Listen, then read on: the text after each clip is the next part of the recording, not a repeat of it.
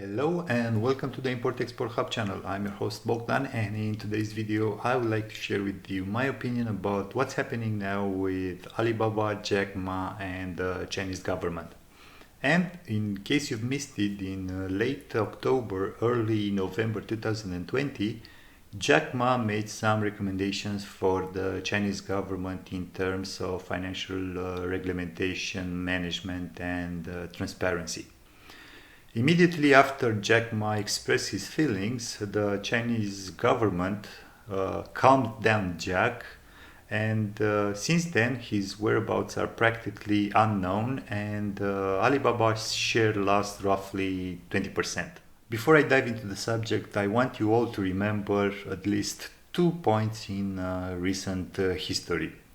First point is related to the late 1970s, early 1980s, when China decided to open up its economy and borders towards foreign investors, practically allowing them to partially have access to some of the technologies that the developed countries were bringing along with them in China.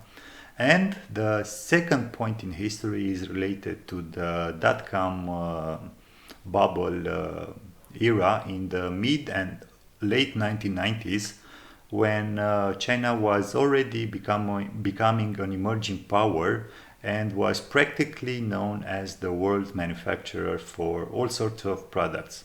Also at that time in the late 1990s, there was Jack Ma, a 30-something-year-old entrepreneur somewhere in China, in his little apartment, pitching his Alibaba business idea to Chinese businessmen.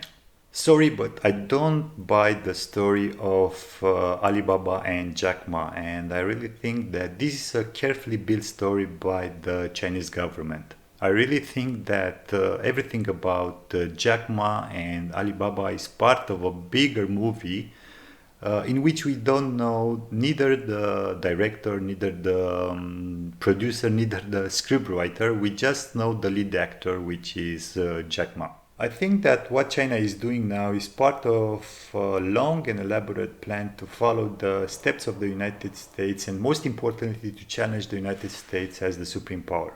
Because why change something that is already working when you can just copy and then paste the concepts, the ideas to your local requirements, and then just waiting for the other party to fail or make some mistake in order to fill its shoes.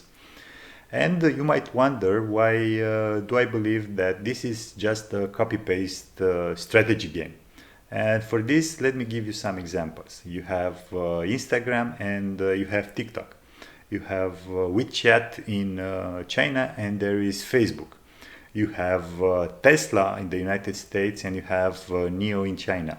You have USAID, and then you have large state-owned companies in China that are supposedly helping developing countries in Africa especially achieve the developed status.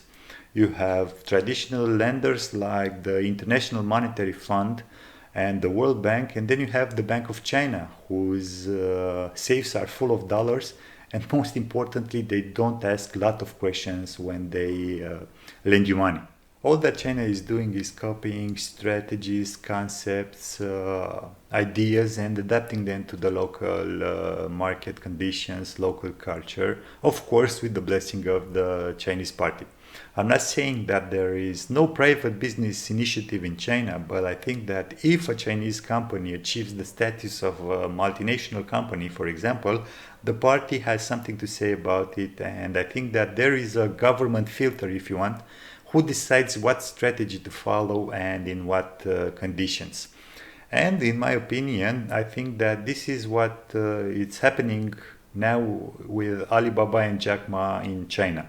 I think it just got too big and maybe uncomfortable for the Chinese government, or at least for some part of the government. And what will happen next will either keep the current status quo, or will help lay the foundation of a new and fresh political and business thinking in China, more responsive and more adapted to the developments that are taking place in the world, especially in relation with the United States.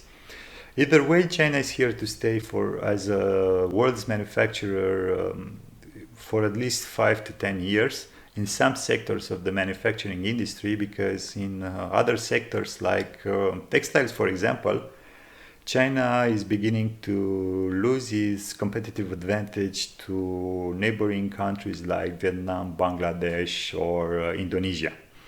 As for Jack Ma, I wouldn't be surprised if he will come back into the public eye saying that he will dedicate more of his time to philanthropy or something like this.